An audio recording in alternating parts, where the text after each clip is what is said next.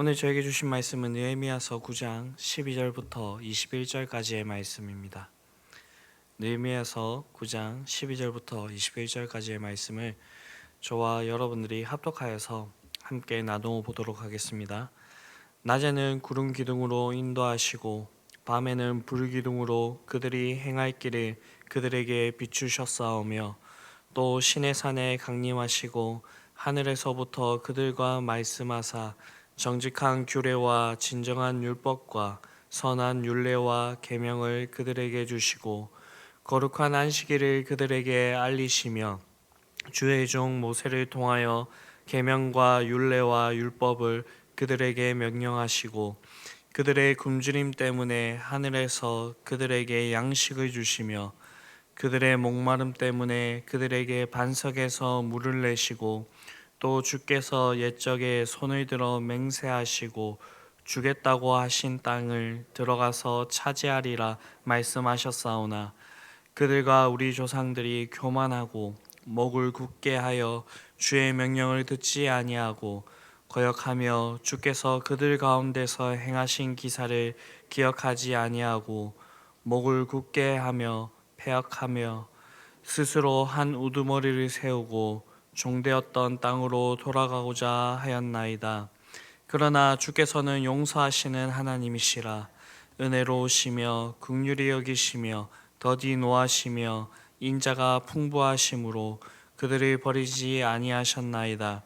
또 그들이 자기들을 위하여 송아지를 부어 만들고 이르기를 이는 곧 너희를 인도하여 애굽에서 나오게 한 신이라 하여 하나님을 크게 모독하였사오나 주께서는 주의 크신 긍휼로 그들을 광야에 버리지 아니하시고 낮에는 구름 기둥이 그들에게서 떠나지 아니하고 길을 인도하며 밤에는 불 기둥이 그들이 갈 길을 비추게 하셨사오며 또 주의 선한 영을 주사 그들을 가르치시며 주의 만나가 그들의 입에서 끊어지지 않게 하시고 그들의 목마름을 인하여 그들에게 물을 주어 40년 동안 들에서 기르시되 부족함이 없게 하심으로 그 옷이 헤어지지 아니하였고 발이 부르트지 아니하였사오며 아멘.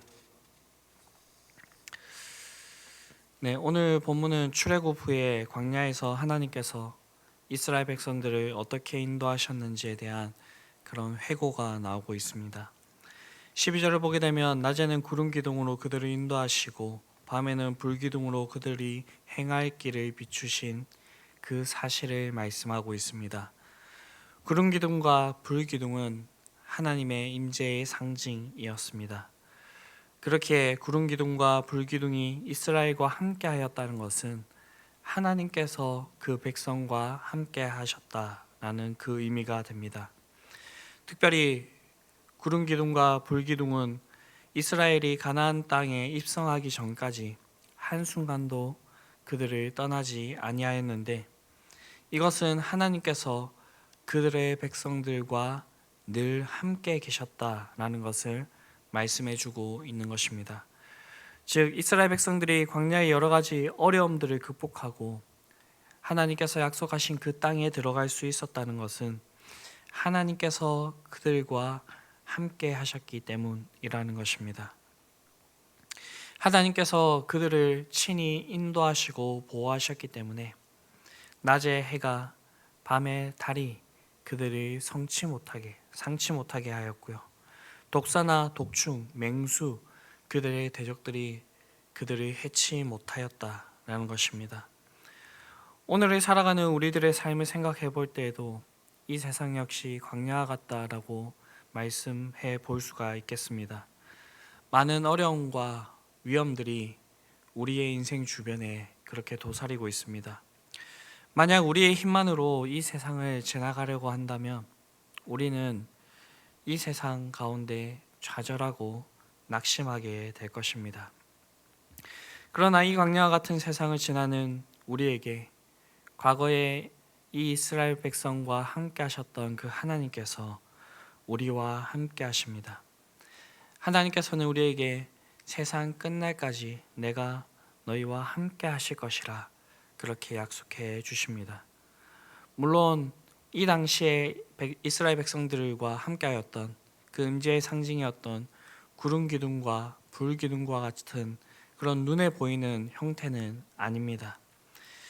예수님께서는 제자들에게 자신이 하나님께로 가시면서 다른 보혜사를 보내어 우리와 함께 하시겠다 그렇게 말씀하셨습니다. 이 보혜사가 바로 그리스도의 영이신 성령입니다. 이 성령께서는 그리스도께서 약속하신 대로 승천하시고 10일 후에 강림하셨고요. 그리고 한순간도 우리의 곁을 떠나지 않고 우리와 늘 함께 하시며 우리가 천국 가는 그 길 가운데 좌절하거나 낙심하지 않도록 우리를 늘 함께 도우시며 보호하시고 은혜를 베풀어 주십니다. 그렇기 때문에 우리는 이 성령에 붙들린 바가 된다면, 이 성령과 함께하는 자가 된다면 안전하게 천국에 이룰 수가 있습니다. 우리는 이러한 사실들을 기억하시고 이 성령님과 온전히 동행하실 수 있는 저와 여러분들이 될 수 있게 되기를 간절히 바랍니다. 이 주님과 온전히 동행할 수 있는 방법은 주님의 말씀을 따라서 나아가는 것입니다. 이어지는 13절을 보게 되면 또 시내산에서 강림하시고 하늘에서부터 그들과 말씀하사 정직한 규례와 진정한 율법과 선한 율례와 계명을 그들에게 주시고 라고 말씀하고 있습니다. 나라마다 법이 있고 이 법들은 대개가 국민적 합의를 바탕으로 만들어진 그러한 법입니다. 그러나 하나님께서 이 이스라엘 백성들에게 주어주신 법은 이 세상 법과는 다릅니다. 왜냐하면 하나님께서 친히 그들에게 주어주신 법이기 때문입니다. 그렇게 이 세상 가운데에 이 율법은 능가할 법이 없고 율법보다 완벽한 가르침이 없습니다. 왜냐하면 이 율법의 근원이 하나님께 있기 때문입니다. 오늘날은 이 율법을 넘어서 하나님께서 완성된 계신 성경을 우리에게 주어주셨습니다. 성경은 구원의 길과 성도들이 하나님의 그 자녀로서 어떻게 살아가야 될지 그 율법, 율례와 그 규례를 우리에게 주어주고 있습니다. 그렇기 때문에 우리는 이 하나님의 말씀을 따라서 살아가야 되는 것입니다. 이 말씀대로 살아가는 것이 이 세상적인 기준으로 볼 때에는 미련해 보일 수도 있고, 이 우리만 특별해 보이는 유별나 보일 수 있는 그러한 삶을 살아가도록 그렇게 할 수도 있습니다. 그러나 우리가 반드시 기억해야 될 것은 주님께서 우리에게 말씀하시는 그 길이 옳은 길이고 하나님께 인정받을 수 있는 길이며 하나님께서 우리를 떠나지 않으시고 우리와 함께 하시는 그러한 길이라는 것입니다. 그렇기 때문에 우리가 세상의 다른 것들은 다 포기하더라도 하나님 말씀만은 포기하지 않고 그 말씀을 붙들고 그렇게 나아가야 된다라는 것입니다. 이렇게 우리가 하나님을 위해서 하나님의 말씀에 따라서 그렇게 살아가게 된다면 하나님께서는 우리에게 필요한 것들을 공급해 주십니다. 15절 상반절을 보게 되면 그들의 굶주림 때문에 하늘에서 그들에게 양식을 주시며 그들의 목마름 때문에 그들에게 반석에서 물을 내시고 라고 그렇게 말씀하고 있습니다. 광야의 이스라엘 백성들이 광야 생활하는 동안에 어떻게 굶주리지 않고 그들의 생명을 유지할 수 있었는가를 말씀하고 있는 것입니다. 이스라엘 백성들이 하나님의 능력으로 출애굽하고 홍해를 마른 땅과 같이 건넌 것, 그것은 실로 놀라운 경험이었습니다. 그래서 그들이 한동안 이 하나님의 그 역사하심으로 인하여서 감격에 젖어서 하나님을 찬양하였습니다. 그런데 저희가 출애굽기를 보게 되면 이 감격과 찬양이 원망으로 바뀌는 데는 크게 오래 걸리지 않았습니다. 왜냐하면 그들에게 먹을 것이 없었기 때문입니다. 그리고 인간은 먹지 않고서는 생존할 수 없는 그런 존재이지요. 그래서 이들이 찬송하였던 그 입으로 하나님을 원망하기 시작합니다. 그들이 원망하였던 말처럼 애굽에 매장지가 없어서 광야에서 죽게 하려고 우리를 이렇게 이끌어내었느냐? 하나님께서는 정말로 이 백성들을 이끌어내셨을 때에 아무런 대책이 없이 그들을 광야에 이렇게 이끌어내셨을까요? 그것은 아닙니다. 하나님은 모세를 통하여서 원망하는 백성들에게 말씀하셨습니다. 내가 너희를 위하여 하늘에서 양식을 비같이 내리니 백성이 나가서 일용할 것을 날마다 거둘 것이라. 하나님께서는 하늘에서 양식을 내리셨습니다. 그것이 우리가 너무나도 잘 알고 있는 만나이죠. 백성들은 매일 그들의 장막문을 열고 나가서 양식을 거두기만 하면 되었습니다. 이것은 이스라엘 백성들이 가나안 땅에 입성하게 되는 그날까지 계속되었습니다. 물이 없을 때에는 반석에서 물이 나게 하셨고요. 그들이 고기가 먹고 싶다고 하셨을 때에는 메추라기를 보내어서 그들을 먹이셨습니다. 이스라엘 백성들은 광야 40년 동안에 이 먹을 것이나 마실 것, 그것에 대해서 전혀 염려할 필요가 없게 된 것입니다. 이것은 비단 우리가 먹고 사는 것에 대한 그런 부분에 국한되는 것이 아닙니다. 신약에 오게 되면 이것의 더 넓은 의미를 우리에게 밝혀주시는데 그것은 우리의 필요를 공급해 주신다라는 것입니다. 예수님 우리를 향하여서 그러므로 내가 너희에게 이르노니 목숨을 위하여 무엇을 먹을까 무엇을 마실까 몸을 위하여 무엇을 입을까 염려하지 말라. 목숨이 음식보다 중하지 아니하며 몸이 의복보다 중하지 아니하냐라고 그렇게 말씀하셨습니다. 이러한 것들이 우리에게 없어도 된다라고 말씀을 하신 것이 아닙니다. 우리가 먼저 그의 나라와 의를 구할 때에 하나님께서 이것들이 친히 공급하여 주심으로 우리가 더 이상 이것으로 인하여서 염려하지 않아도 된다라는 것을 말씀하신 것입니다.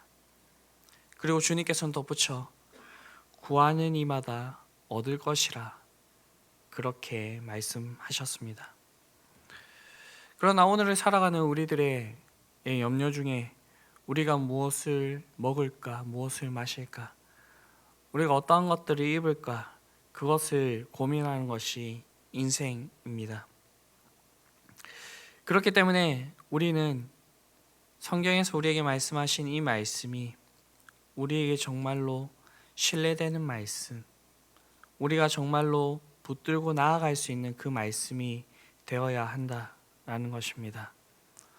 하나님께서는 우리의 필요를 아시고 우리를 채워주시는 분이십니다. 하나님께서는 하늘에 나는 그 새도 내일 아궁이에 던져지는 그 들풀도 입히시는 분이라고 말씀하고 있습니다. 하물며 하나님의 사랑을 받는 자신의 자녀들에게 하나님께서 어떻게 하시겠습니까? 우리는 이에 대한 확신을 가지고 일용할 양식으로 인하여서 더 이상 염려하지 말고 오직 하나님께 구하며 하나님께 받을 수 있는 그런 자들이 되어야 될 것입니다. 이러한 것들이 우리가 경험적으로 알아질 때에 우리는 우리의 인생의 그 연약한 그런 모습들이 띄는 것이 아니라 당장에 우리에게 이러한 것들이 없더라도 염려하지 않고 하나님을 신뢰하면서 나아갈 수 있게 되는 것입니다. 이러한 일들이 저와 여러분들에게 풍성히 있을 수 있게 되기를 바라고요.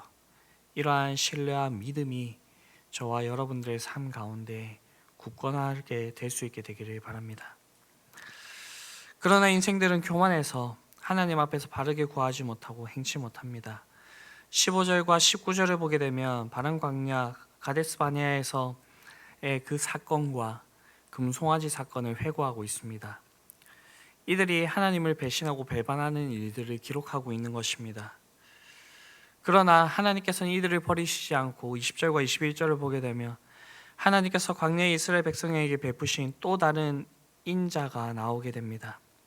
즉 하나님을 반역한 이 이스라엘 백성들을 쳐서 멸하시는 대신에 하나님께서 그들에게 선한 영을 부으시고 그들을 가르치며 그들에게 생수를 계속해서 공급해 주시고 그 옷이 해지거나 발이 부르트는 일 없이 그들을 선하게 인도하셨다라는 것입니다. 이러한 하나님의 자비는 인간의 그 이성과 생각으로는 도무지 이해하기 어려운 것들입니다. 만약 여러분들이 다른 사람들에게 은혜를 베풀었는데 그 사람이 여러분들을 배신하였다라고 한다면 여러분들은 어떻게 하시겠습니까? 그 사람을 용서할 수 있겠습니까? 아마도 이 용서가 어려울 수가 있습니다. 아니, 용서를 못할 수도 있습니다. 그런데 더 나아가서 그 배신한 사람에게 필요한 것들을 다시 헤아려서 그 사람에게 다시 은혜를 베풀라라고 한다면 그것은 감히 상상하기도 어려운 일입니다. 그러나 오늘 본문이 기록하고 있는 것이 무엇입니까? 하나님께서 이러한 일들을 그들의 백성에게 행해 주셨다라는 것입니다. 거듭 반역한 이스라엘 백성들을 용서하실 뿐만 아니라 그들에게 한없는 은혜를 베푸셨다라는 것입니다. 참으로 하나님의 자비하심과 그 인자하심이 끝이 없다라고 말씀할 수가 있겠습니다. 오늘날 이러한 하나님의 자비하심과 인자하심이 있었기 때문에 저와 여러분들이 이 자리에 있을 수 있었음을 그렇게 고백합니다. 우리가 이러한 하나님을 기억하면서 우리 또한 이러한 삶들을 살아가야 될 것입니다. 7번에 7번 그 70번이라도 용서하라 라고 하셨던 그 말씀을 우리가 기억하였으면 좋겠습니다. 그리고 그 주님을 위하여서 우리에게 먼저 이 자비와 은혜를 베풀어 주신 그 주님을 위하여서 그렇게 살아갔으면 좋겠습니다. 이 하나님께서 우리와 함께 하십니다.